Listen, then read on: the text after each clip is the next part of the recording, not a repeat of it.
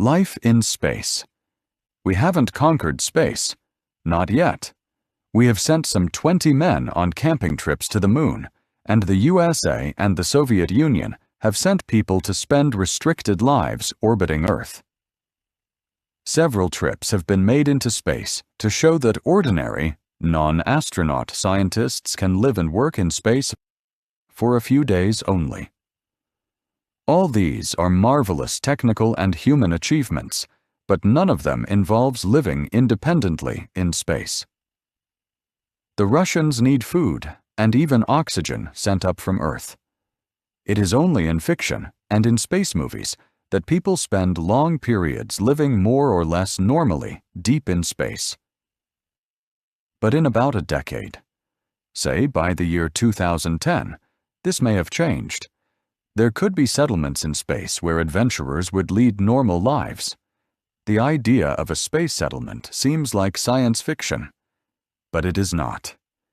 It is based on plans produced by efficient people, engineers and scientists, headed by Gerard O'Neill of Princeton University. These people are keen on space research, of course, but they are not dreamers.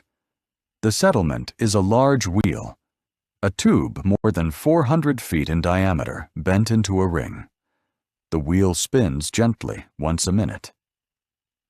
It is this gentle circular movement that makes this settlement different from the space shuttles, because the spin produces a force that feels like gravity. Every space trip has shown that the human body needs gravity if it is to continue functioning normally. Nobody would want to live for long in a space settlement where everything, people and equipment and the eggs they were trying to fry, moved weightlessly around. With gravity, life in space can be based on our experience on Earth. We can have farming and factories and houses and meeting, places that are not designed by guesswork. The need for gravity is one of the reasons for building a space colony, rather than sending settlers to an existing location, such as the moon or the planets. The moon is inhospitable. Its gravity is tiny.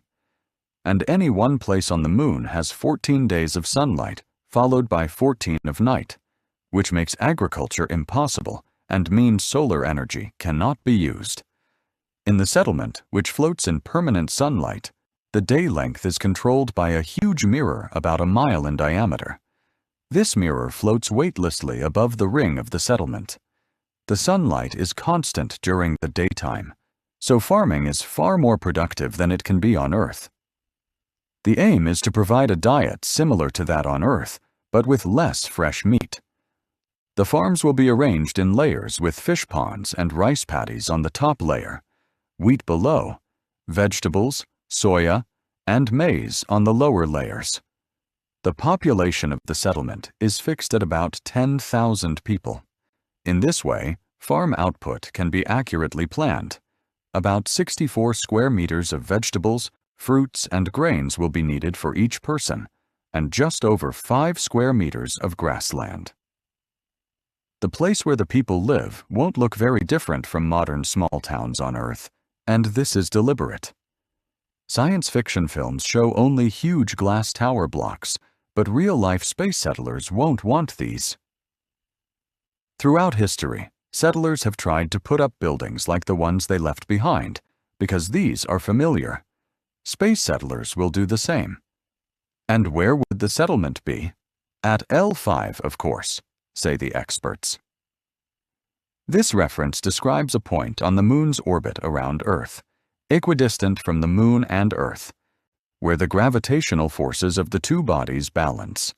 The L stands for Lagrange, a French mathematician who listed a number of balance points. Those who intend to settle in space have formed an L5 society. And the members are not at all impractical eccentrics.